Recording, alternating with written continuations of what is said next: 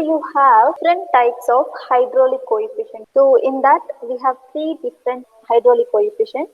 So one is coefficient of velocity, coefficient of discharge, and coefficient of contraction. So the first coefficient is coefficient of velocity, which is denoted by the symbol CV, which is nothing but the ratio of actual velocity of a jet of liquid at vena contracta to the theoretical velocity. So it is simply what we can say is the ratio of actual velocity to the theoretical velocity. Okay, so you can represent CV as V actual by V theoretical. So V actual will denote it by capital V and theoretical velocity. So we have derived the flow through orifice V theoretical equation, that is root 2gh. Okay, and the value of this coefficient of velocity will vary. So from 0.95 to 99, and this CV value will vary based on the types of orifices. So based on their shape, size and head of liquid, so this CV value will vary. So generally the CV value is usually considered as 0.98. Okay, so that is for sharp edged orifice. So CV value will consider it as 0.98. And the next is the coefficient of contraction. So here, which is denoted by the symbol CC. So the coefficient of contraction CC is defined as the area of jet at vena contracta to the area of the orifice. And here, so it can be denoted as CC is equal to AC divided by A. A is the area of the orifice and AC is the area of jet at vena contracta. And the value of this CC will vary between 0.61 to 0.69. So that is also based on the types of orifice. So for different orifice, so the CC value will vary. And usually CC is taken as 0.64. And the last hydraulic coefficient is coefficient of discharge, which is denoted by the symbol CD. What is CD? It is the ratio of actual discharge to the theoretical discharge. So that is can be denoted as CD is equal to Q actual by Q theoretical. The actual discharge means, I'll just tell you what you're going to get the discharge value by doing the experiment. Actual means you're going to do the experiment and you're going to find out what is the Q value. So that is what the actual discharge. Theoretical discharge means based on the equation.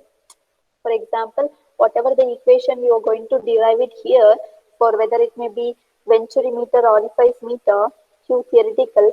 So if you calculate the Q value using any equation, that is called theoretical discharge.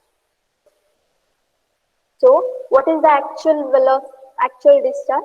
It is the V actual into A actual. We know Q is equal to area into velocity. So actual discharge is actual velocity into actual area. So divided by theoretical discharge means theoretical velocity into theoretical area. So here, so you can see, you can rearrange the equation. V actual by V theoretical. What is the V actual by V theoretical? It is CV, coefficient of velocity. Actual velocity to the theoretical velocity can be represented as CV. Similarly, actual area to the theoretical area, which is nothing but AC by A, is the coefficient of contraction. So, CD can be represented as CV into CC. Okay, the relation between the coefficient of discharge, coefficient of velocity and coefficient of contraction is CD is equal to CV into CC. And the value of this CD will vary between 0.61 to 0.65. Okay. And what we usually adopt CD value as 0.62. See, these values are for orifice. Okay, this is for orifice. So when you see the CD value for Venturi meter, it was like 0.9 something. Okay, don't confuse. Whatever the hydraulic coefficient values, this CD value, CV value, CC value will vary for different types of orifices and also orifice meter, Venturi meter. The next topic is the experimental determination of hydraulic coefficient.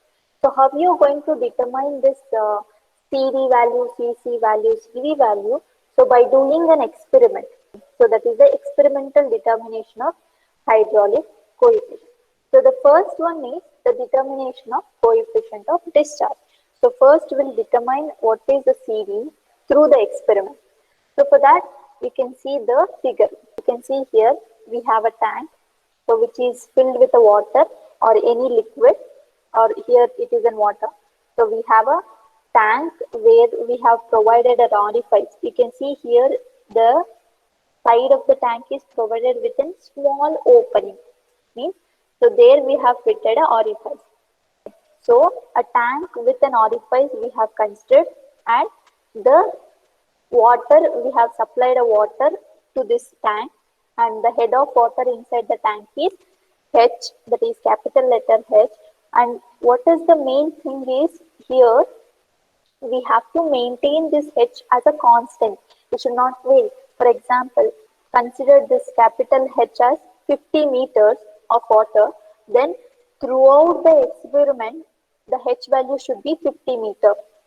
The constant H should be maintained so till the experiment completes. And what happens? So once the water flows through this orifice, so that water is collected in a measuring tank.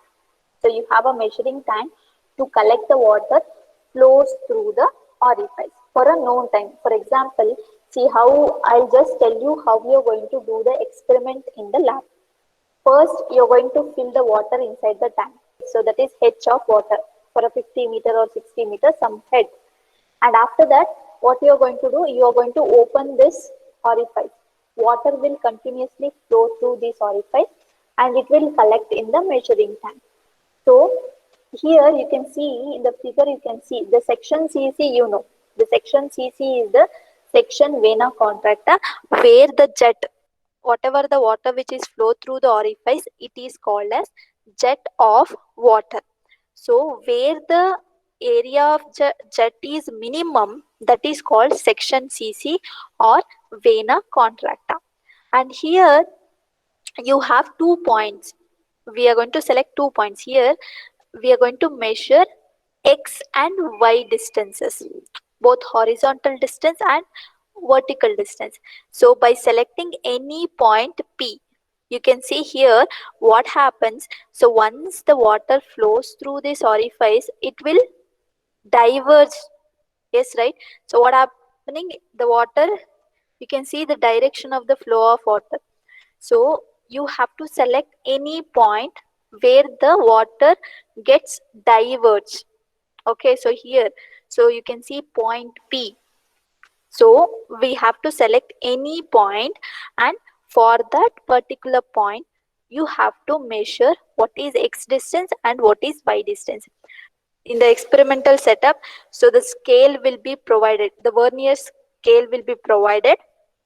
You can read both horizontal and vertical distances. You're going to note down x and y distances for this point P.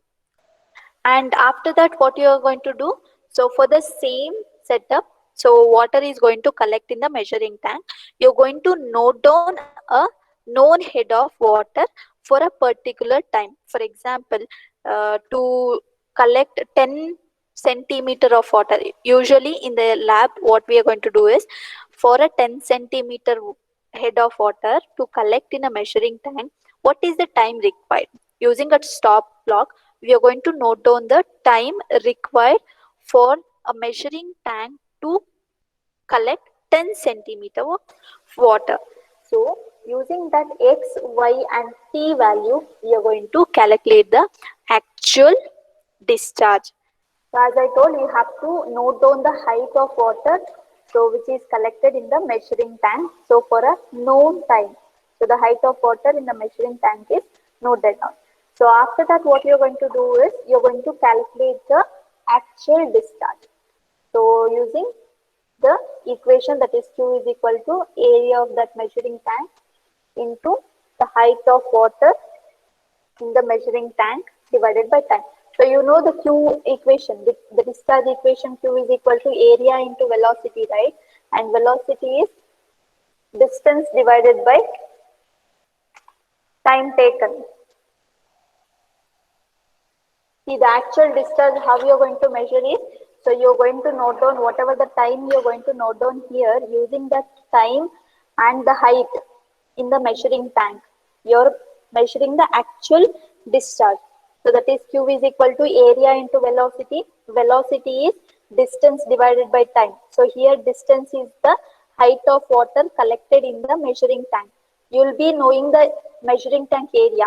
Okay, in the experimental setup itself, there'll be the value will be given, area of the measuring tank, everything will be given.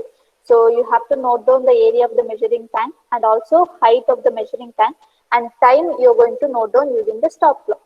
So using that, you'll get the actual discharge. And theoretical discharge, you know the theoretical discharge is area of the orifice into theoretical velocity. So theoretical velocity, we have obtained the equation. Now itself, we have obtained this equation. V theoretical is root 2 GH. So area, diameter of the orifice, it will be mentioned. So using that diameter, you have to calculate the area, that is pi d square by 4. Into the theoretical velocity, you will get the theoretical discharge. So now the CD will be equal to Q, that is actual discharge to the theoretical discharge. So it will be Q divided by A into root 2 GH. So this is an equation for coefficient of discharge, that is the experimental determination of CD value. So the next is the coefficient of determination of CV, that is the coefficient of velocity. So how we have, the experiment is the same, okay. So the experiment for determination of all these CD, CC, CV remains same. So here what you're going to do is, you're going to select the point or a section. You can see the section CC. So that section CC is what? It is a vena contracta means. So vena contracta section means there the jet of water, whatever the jet of water which is coming through the orifice, so will be having a minimum area. Okay, so let CC represents a vena contracta of jet of water coming out from an orifice under a constant head H. So it is nothing but CC represents the section vena contracta. So next what we have to do is, what you have to consider, you have to consider any liquid particle at vena contracta at any time. Okay.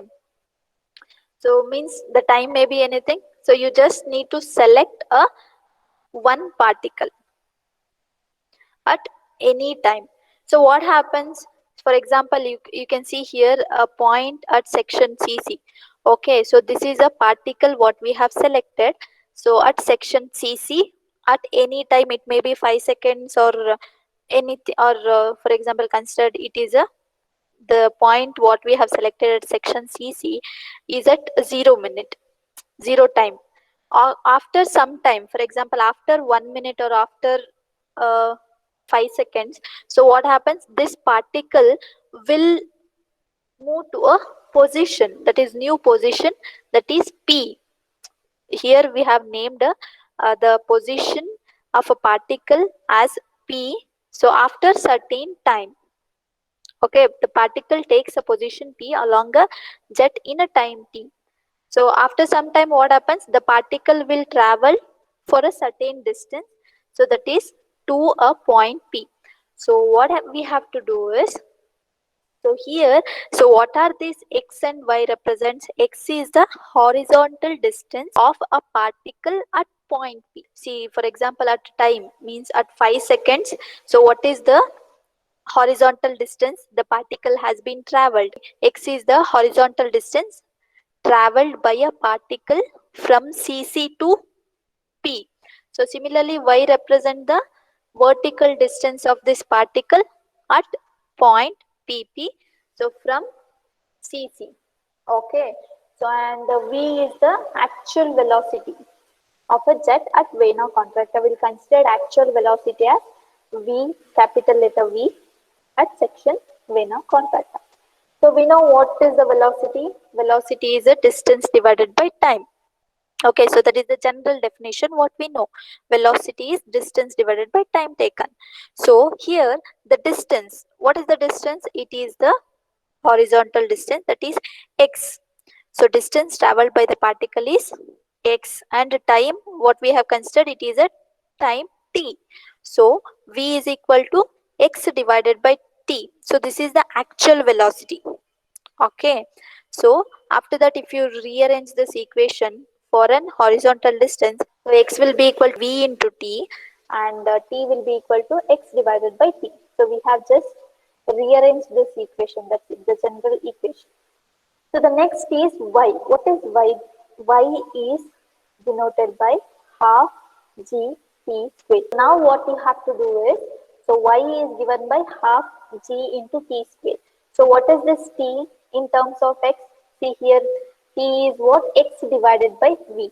So we have to substitute that t as x by v. So if you substitute t as x by v, you will get y is equal to half into g into x square divided by v square. Okay, so now if you rearrange it for v, because we need what is actual velocity. So what we are determining, we are determining the expression for CV. So CV is actual velocity to the theoretical velocity. So the theoretical velocity we have already obtained, that is square root of 2gh. So we just need to calculate the actual velocity. By doing the experiment, whatever the values you're going to find out, that is the actual values, whether it may be velocity, discharge. Okay, so if you rearrange the equation in terms of v square, or if you send this v square to the left hand side and y to the right hand side, so v square is equal to gx square divided by 2y, you will get. So v will be equal to what? Square root of gx square divided by 2 into y. Now this is the actual velocity, that is v is equal to square root of gx square y divided by 2y. So in the experiment, you directly use this equation. So when you conduct the experiment in the lab, so you're going to note down x and y value. Using that x and y value, whatever the value you're going to calculate, that is the actual value. So actual velocity is square root of gx square divided by 2y, and theoretical velocity equation we have already obtained, that is the square root of 2gh. So now the coefficient of velocity CV is what? Actual velocity to the theoretical velocity. So if you substitute actual and theoretical velocity, it will be square root of gx square divided by 2y into 1 by root 2g h. So here root g will get cancelled, okay, and you will get the expression x square can be taken out from the square root. So you will get x divided by 2 into 2 will get 4y into h. So the equation for CV is x divided by square root of 4y into h, or you can also represent CV is equal to x divided by 4, also you can take it outside the square root. So you will get CV is equal to x divided by 2 into square root of y into h. So that is an expression for coefficient of velocity. So the last one is coefficient of contraction. The coefficient of contraction you just directly obtain once you get the CD and CV value. You have a relation, that is the CD is equal to CV into CC. So from this equation you can obtain the coefficient of contraction, that is the CC is equal to CD divided by CV. So that these are the experimental determination of hydraulic coefficient.